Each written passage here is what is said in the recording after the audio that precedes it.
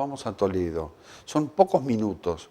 Usamos el AVE y para volver usamos la carretera. En general no es más de 30 y pico de minutos y si volvemos en un auto, 1 hora. Vale la pena acercarse a Toledo y compartir el mundo de Toledo y la tolerancia. Quiero compartir esto porque es realmente una experiencia única.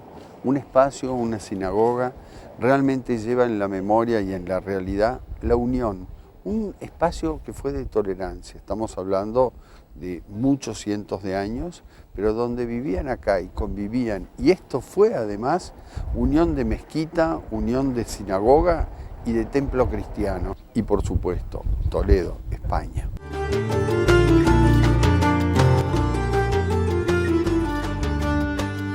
Estamos lógicamente en la ciudad de Toledo, que es la mayor judería de España. En el Museo Sefardí de Toledo, exactamente en el Jardín de la Memoria, donde se recrea cómo sería la muerte para los judíos en época medieval. Y la mejor sinagoga de Europa, la sinagoga de Samuel Haleví, del siglo XIV, se encuentra en Toledo y es la sede del museo. Cuando se eligió en 1964 este museo como sede, lo que se quería era resaltar la importancia de la presencia judía para la cultura española y que el hecho de que este museo sea un museo nacional quiere decir que el museo representa lo que es la aportación cultural, económica, por supuesto, de las viejas juderías medievales, de los judíos, a la sociedad española, presencia que, aunque se vio interrumpida por la expulsión en 1492, con el fenómeno de los conversos, de alguna manera no desaparecen los judíos de la historia y a partir del siglo XIX, con el redescubrimiento del mundo sefardí, pues vuelve a tener importancia ese pasado olvidado, ese velo que se había cubierto sobre la presencia judía en España, se vuelve a develar y empieza a reconocerse la historia de los judíos en España. En ese sentido, la creación del museo como Museo Nacional en 1964 significa que el Museo Sefardí tiene como misión preservar el pasado judío en España y, por supuesto, el presente y el futuro. El museo, para quien no lo conozca, está en la judería de Toledo, es decir, ese viejo barrio en torno al cual los judíos vivieron en la Edad Media, aunque ese barrio luego se cristianizó y la propia sinagoga se convirtió en iglesia con la expulsión de 1492, hoy es la sede del Museo Nacional de Arte y Cultura Hispano-Judía. ¿Qué tiene el Museo Sefardí? Pues el Museo Sefardí presenta los restos de manera cronológica desde su llegada a Hispania en época romana hasta, digamos, su expulsión de los reinos cristianos. En las salas 1, 2 y 3, pues hacemos un recorrido cronológico en el que empezamos, lógicamente, en Israel, en el antiguo Próximo Oriente, que es donde empezó todo y de donde proviene el pueblo judío. Ahí contamos sus tradiciones, sus orígenes, y para el que no es judío, que es una gran parte de la gente que visita el museo, le contamos la experiencia judía, qué significa ser judío, y hay algunas piezas que explican lo que es el judaísmo como modo de vida, porque es una experiencia singular que no ha cambiado en tantos años. A las fiestas siguen siendo las mismas, las creencias siguen siendo las mismas, se centran en la Torá y en lo que significa incluso desde el punto de vista alimentario, desde el punto de vista de la vida cotidiana. Todo eso lo explicamos en esas salas y luego en la Galería de Mujeres de la vieja sinagoga se explica el ciclo vital y festivo de los judíos con mucha precisión, qué son las fiestas, qué es Hanukkah, qué es Purim. En definitiva, contamos la experiencia judía en España y creo que lo hacemos con bastante éxito porque este museo tiene unas 300.000 personas anualmente.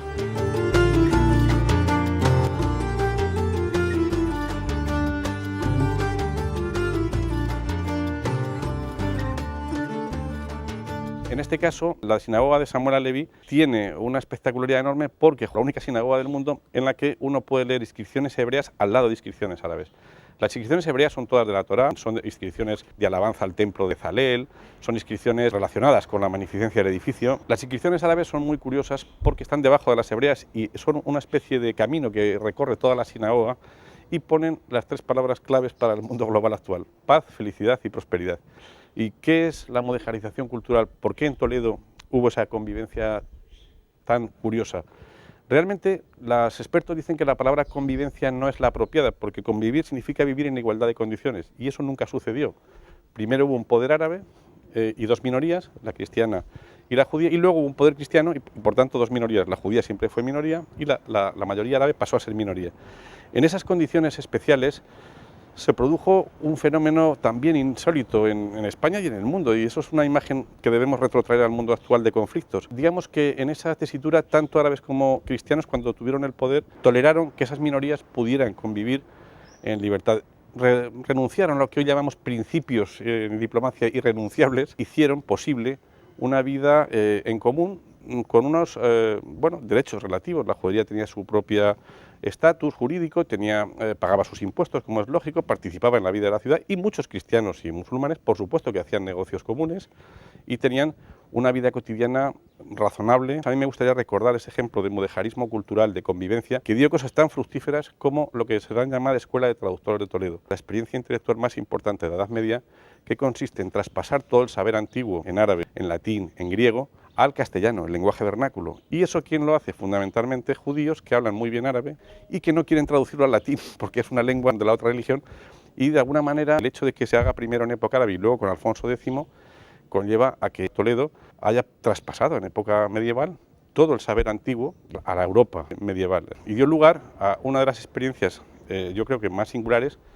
culturales, una de las aventuras culturales que de algún modo tiene mucho que ver con el nacimiento de las universidades y con el desarrollo de lo que son las ciencias actuales. Y yo siempre digo que si no hubiera habido no hubiera sucedido eso en Toledo, algo pasó allí, como se dice en la fiesta de Pesaj, pues no hubiéramos tenido ese avance científico, desde luego, que vino después, y ese recuerdo a mí por lo menos me parece suficiente como para que pensemos en el mundo actual en el que estamos, que esa experiencia positiva fue posible, y si fue posible se puede repetir. Banco Galicia, alcanza lo que querés.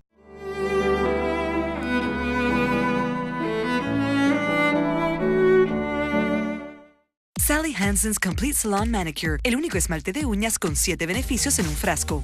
Base, endurecedor, tratamiento para el crecimiento, color, capa final, resistente a descascararse con un acabado de gel brillante. Variedad de tonos que duran hasta 10 días. Complete Salon Manicure. Entre el mar y el bosque hay un lugar donde usted puede descansar y disfrutar su inversión. Green Park Private Club Punta del Este, ubicado dentro del Resort Solanas Vacation Club. Green Park. Invierta bien. Viva bien. Esta semana estamos paraditos en Toledo, y cuando estábamos en la puerta de la catedral, quien nos asesoraba por parte del ayuntamiento, del gobierno, nos dice: en la catedral no se puede filmar. Bueno, nos vamos. Y llamaron al obispo. Y el obispo dijo: para los de Bazar TV, adelante, bienvenidos.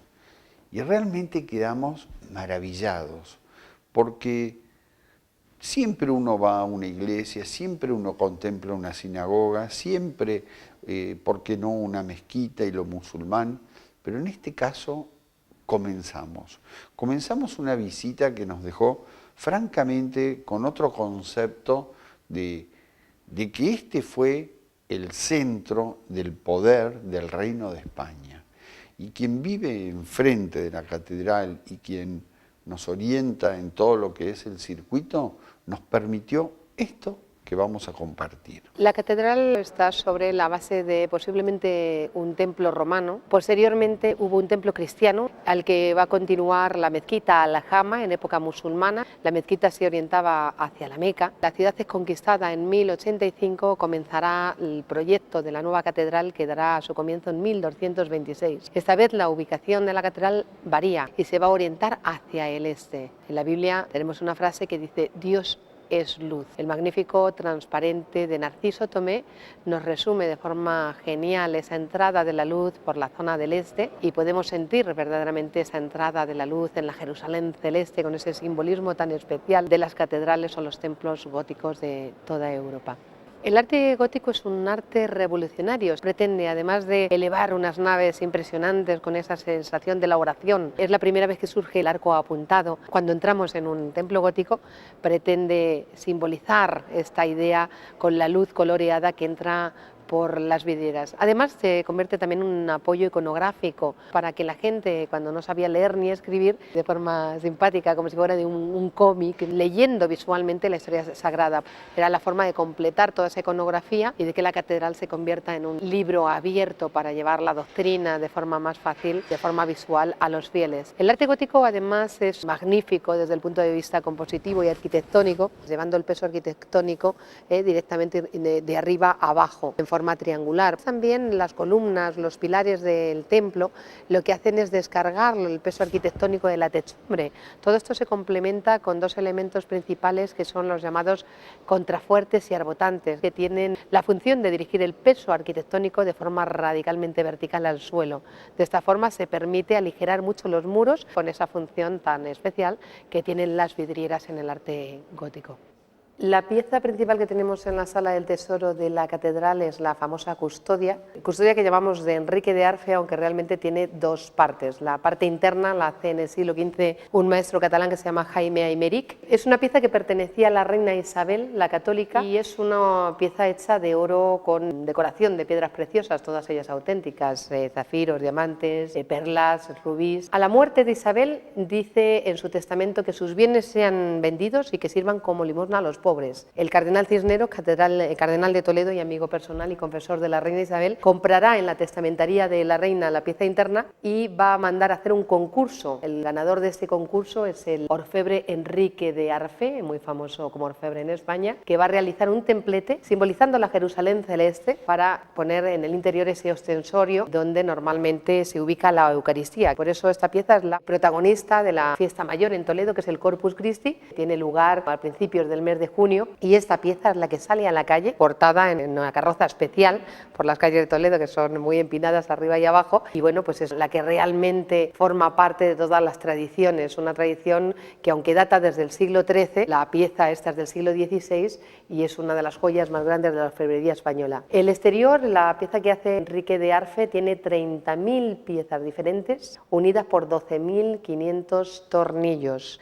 183 kilos de plata y 18 kilos de oro. Es la que se convierte en la protagonista especial en la festividad del Corpus, para la cual todos los toledanos decoran sus casas, decoran sus balcones con mantones de Manila. 3 kilómetros de calles se entoldan en el recorrido que va a hacer la procesión del Corpus Christi, portado en esta maravillosa obra de artesanía y de orfebrería que conforma, bueno, quizá la pieza más interesante y más importante del tesoro de la Catedral Primada de España.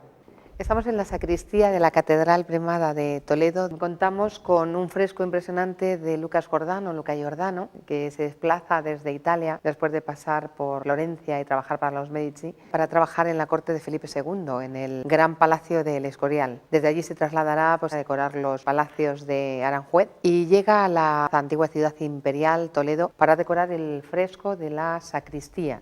Un fresco que representa la gloria de la Iglesia Católica sobre la religión musulmana y judía que habían estado durante siglos compartiendo espacio en el mismo lugar. Utiliza la técnica del trampantojo de forma magistral, creando falsas ventanas, en la última de las cuales podemos ver el autorretrato del propio autor asomándose y mirando a aquel que contempla su obra, posiblemente preguntándose si disfrutamos de esta joya que es comparable con la Capilla Sixtina de Miguel Ángel por sus influencias y por todo el aspecto italianizante. Tenemos obras geniales de Tiziano, Rafael, Caravaggio, Van Dyck, el Greco. Como ven, bueno, pues posiblemente la sacristía de la catedral solamente es una de las colecciones privadas más ricas de la historia del arte mundial. Estamos en el coro de la catedral frente al altar mayor. Es una obra magnífica de la escultura del siglo XV y XVI de la historia del arte español. En la parte de abajo, en madera de nogal, Rodrigo Alemán nos representa una a una las escenas de la toma de Granada. No tenemos televisión en el siglo XV, pero podemos decir que esto es la CNN en directo de cada una de las escenas y de las tomas de Marbella, Ronda, Málaga, Granada, todos los sitios donde nos encontramos al rey católico a caballo muchas veces, Fernando el Católico, recibiendo de manos del rey musulmán la llave de la ciudad que acaba de vencer. No menos simpático es el capítulo de las misericordias. En la parte baja de la sillería, también en madera de nogal, tenemos representados los pecados capitales de forma muy simbólica. Tenemos, por ejemplo, la envidia, un señor que está robando, está hurtando algo que no debe y está intentando ver si alguien le sorprende. La lujuria, aquí tenemos un señor que le da unas monedas a una dama, ¿no?, para que se vaya a comprar al mercado. O, por ejemplo, uno de ellos que sorprende a una dama desnuda en la ducha. Son estos pecados que nos indican lo que uno religiosamente educado no debería hacer. La parte de arriba del coro es de alabastro y en una sola pieza de alabastro el maestro Alonso Berruguete realiza la transfiguración de Cristo con ese precioso rosetón de la vidriera que está iluminada en la parte última del día, cuando el sol se va poniendo, recordándonos que después del día viene la noche, que después de la vida viene la muerte y después de la muerte volverá otra vez la vida eterna.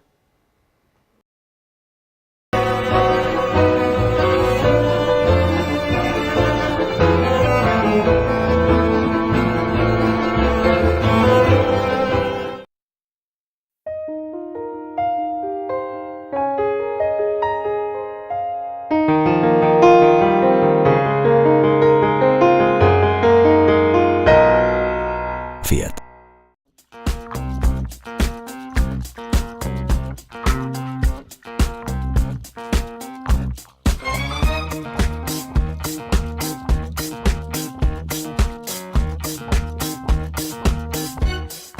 J'ai ta main dans la mienne et nous partons amoureux comme les deux seuls au monde. Nous avançons comme bain sous le polar, je le maintiens mou, amoureux comme les seuls au monde. Y el patronato de acá de Toledo nos indica venir a este establecimiento. Y nos encontramos con la dueña y nos dice, vengan a un espacio dentro de mi establecimiento que es diferente. ¿Por qué es diferente?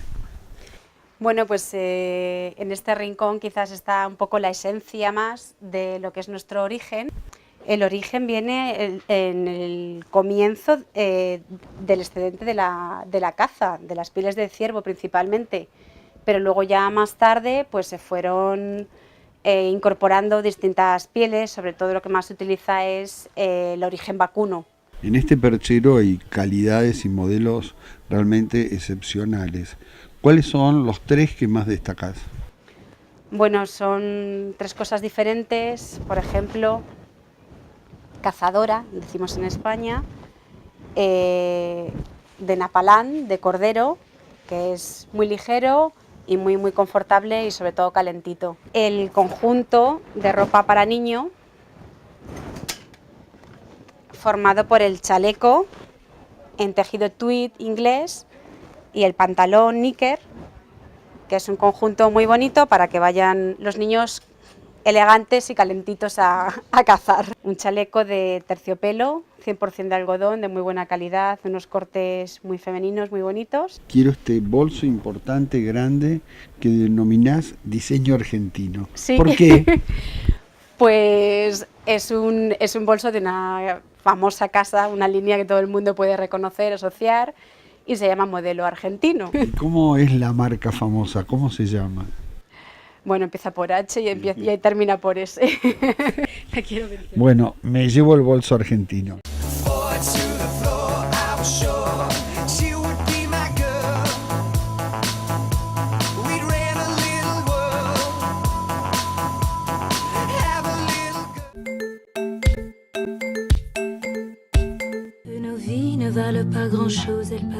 Cristian Lacroix, París en Buenos Aires, en simultáneo con París. Grupo OSDE, un grupo de personas.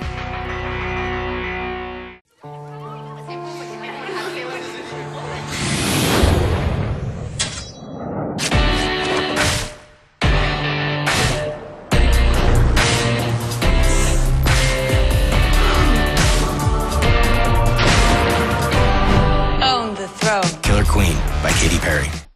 El gobierno de España nos dice, hoy a la noche 3 circuitos de tapas. ¿Cómo 3 circuitos de tapas? Porque la gente a veces confunde el recorrido, la diversión, tampoco la pasamos mal, pero filmar Filmar tiene sus tiempos, tiene su relación con la cocina, con los tragos. Para último nos dejaron un espacio que tiene muchísima creatividad. Creatividad en la gastronomía, en la comida, en la propuesta de las mozas. Son todas dominicanas, por ejemplo, y saben mucho de trópico y tienen un cuento. Para ustedes era interesante, importante mostrar un trago. ¿Y cuál es el trago de moda después de la cerveza, la caña, como la llaman ellas? Una cañita, por favor. ¿Cuál es el trago en este momento de gran éxito en España? Y tiene que ver también con la creación de muchos acompañamientos que tienen que ver con el gin por un lado y lo que lo complementa como trago, y se trata del gin tonic.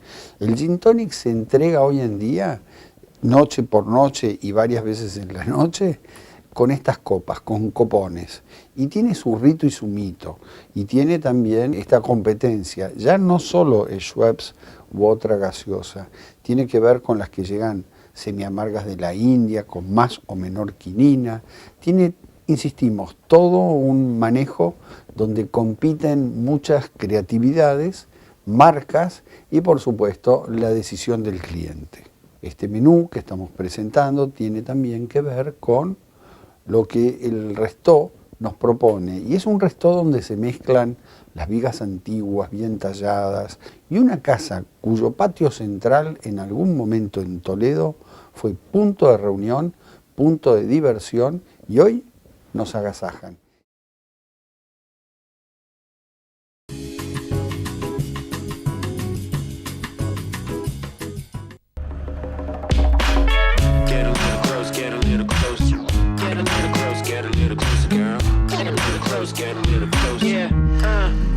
What a lovely, pretty, sexy girl. She walked into the room, shine like a pearl. She's lighting up my heart like a firework, like a firework, like a firework.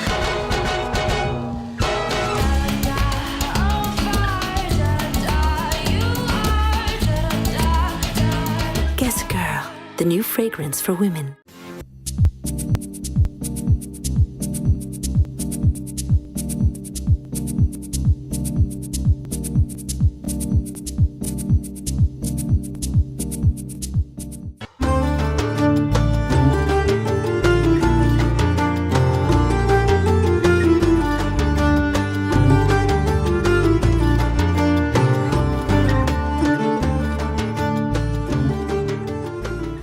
Acá en el Círculo del Arte, que en un momento dado fue una iglesia, tiene una impronta mudéjar y hoy es un espacio dedicado a la cultura y algunos días al baile y a la música.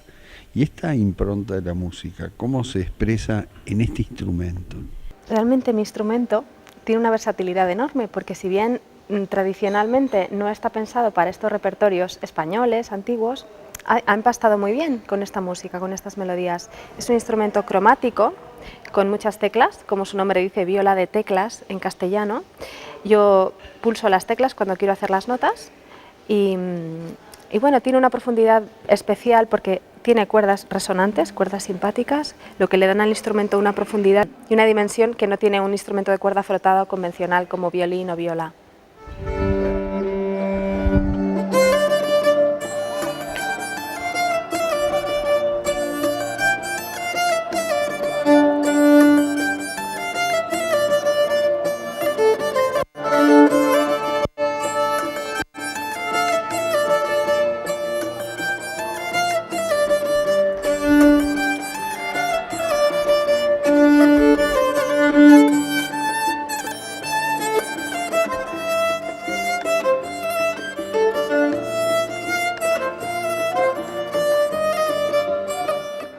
Mi arte está inspirada en esta ciudad, en Toledo, y gracias a haber vivido aquí durante muchos años he tenido el interés por investigar y profundizar en antiguas tradiciones y culturas. Toledo es una ciudad que reúne un pasado histórico impresionante, un legado cristiano, musulmán y sefardí, y en los últimos años he intentado adaptar un instrumento nórdico como la níquel-arpa, un instrumento de origen sueco, al repertorio sefardí. Los sefardíes, todo lo que tiene que ver con las comunidades judías que vivieron en España antes de ser expulsados en el año 1492 por los Reyes Católicos, un pueblo que dejó un legado impresionante en nuestro país, en la península, por haber vivido más de 1000 años.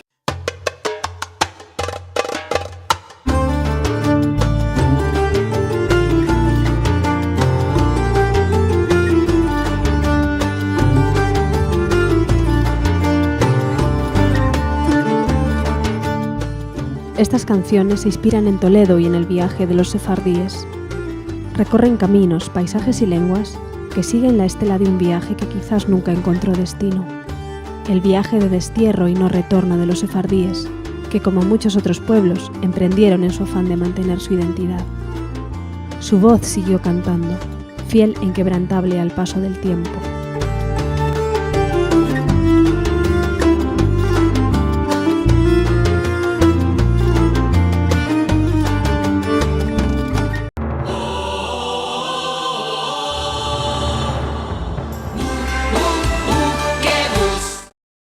Ready to go retro? Rimmel London's new scandalized retro glam mascara. A wide-eyed false lash look. Mega mod style at a retro price. New scandalized retro glam mascara from Rimmel London. Get the London look.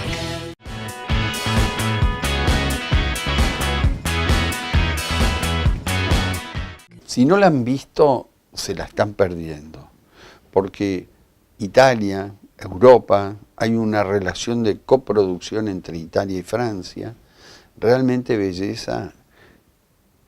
Son 2 horas de un placer. Yo me fui del cine triste, porque no va a haber otro film como ese.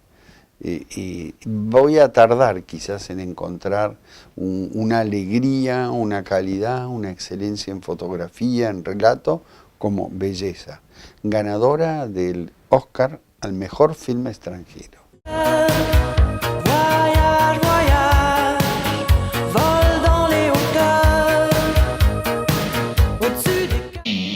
Ready to ditch the cake?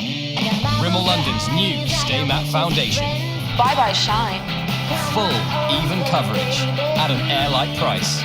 New Stay Matte Foundation from Rimmel London. Get the London look. En Ford no solo fabricamos automotores, también construimos un mejor futuro para todos. Por eso invertimos en educación. Ford. Llega más lejos.